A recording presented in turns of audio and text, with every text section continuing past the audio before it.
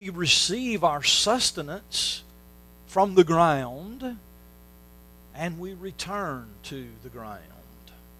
It's our cradle, it's our home, and it's our grave. We are inextricably bound to this earthiness here, to this ground from which God created us. The idea of dust becomes even more specific, though. It says that He took of the dust of the ground, the smallest particles of the ground He took and created man. It is a very interesting study to look at the use of the term dust in Scripture. The term dust in Scripture, more often than not, means utter worthlessness. Do you remember in the book of Isaiah where God is telling the nations that you are insignificant in the scheme of my great redemptive purpose, and He tells the nations that you are as the drop of a drop in a bucket, and as the small dust on the balance. Now, what is a balance? That's where we weigh things, correct?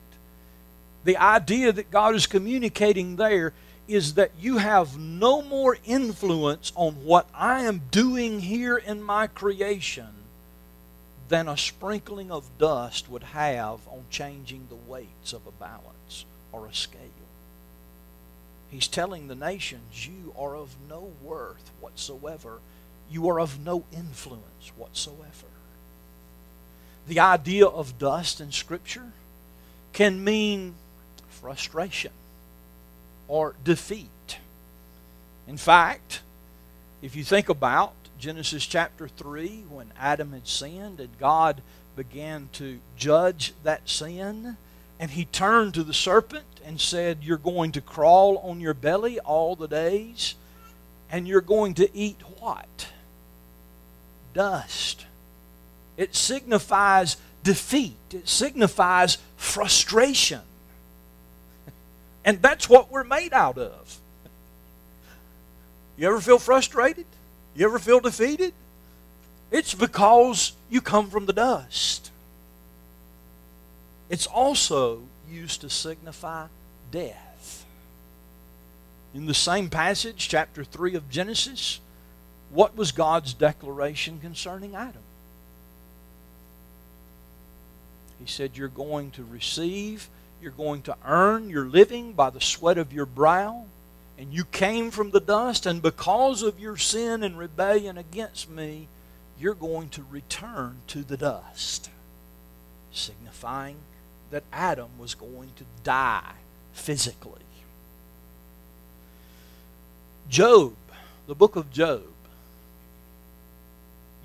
Job uses the term dust 22 times to signify the smallness or the insignificance or the lowliness of man.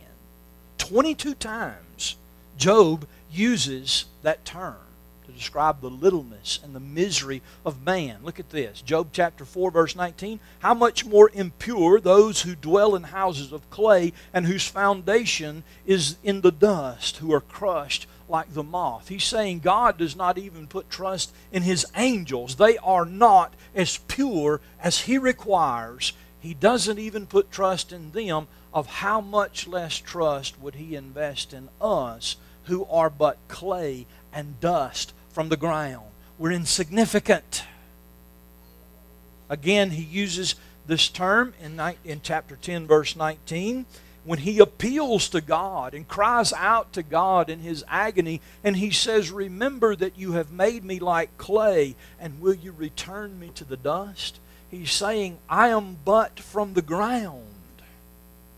And your hand is so heavy upon me that I fear you are causing me to return to the ground and to return to the dust.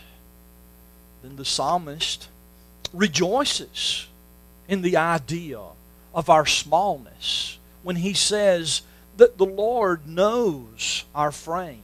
Remember the idea of God forming man from the dust of the ground, framing man from the dust of the ground. He says, you know our frame, and He remembers that we are dust.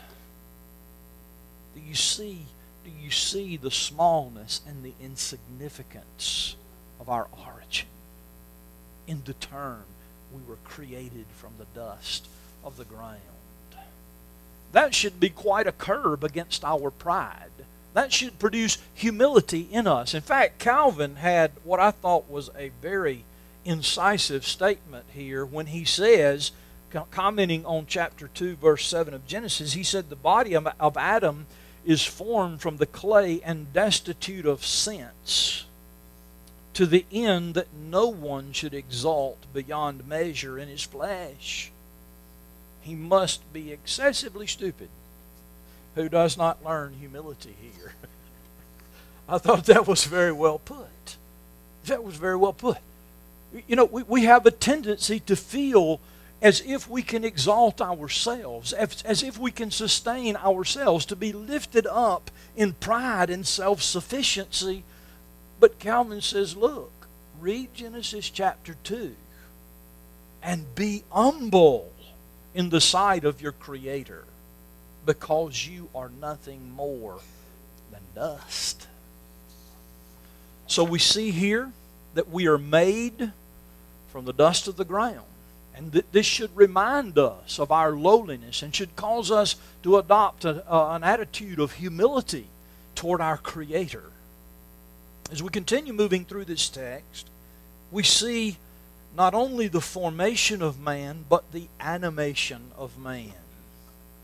The next part of the text tells us, and God breathed into his nostrils the breath of life. And God breathed into his nostrils the breath of life. Here, the very breath of God is being communicated to man in a moment of inspiration. In a moment of outbreathing by God, life is communicated to this creature that he has formed from the dust of the ground.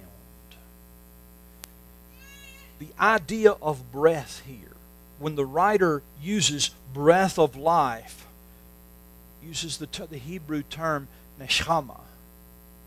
This is the first time this term is used in the book of Genesis. This word that he uses here for breath of life is only used of God and the life that he communicates to man through that breath. It's never used. It's never used in relation to the animals. And one reason that I bring that up, some of you recall we had some Seventh-day Adventists that came through the community here a couple 3 years ago now. But they began to teach that this breath of life that was in man here in Genesis chapter 2 verse 7 was the same breath of life that was in the animals, that there was no distinction between the spirit of man and the spirit of animal when it came to death, that man's soul just died and slept until the resurrection. But that's not the term that the writer uses here. He uses a very specific term. When we look at this passage, that he breathed into his nostrils, that God breathed into Adam's nostrils the breath of life. The word term here, or the word breathed here, is used in a very warm, in a very personal way. It's almost has the significance and the intimacy of being face to face. The significance, if you will, of a kiss that shares a deep and a personal intimacy. And what is tremendously significant about this is that it was an act of God giving of himself to the creature. God is breathing into the creature that he has made.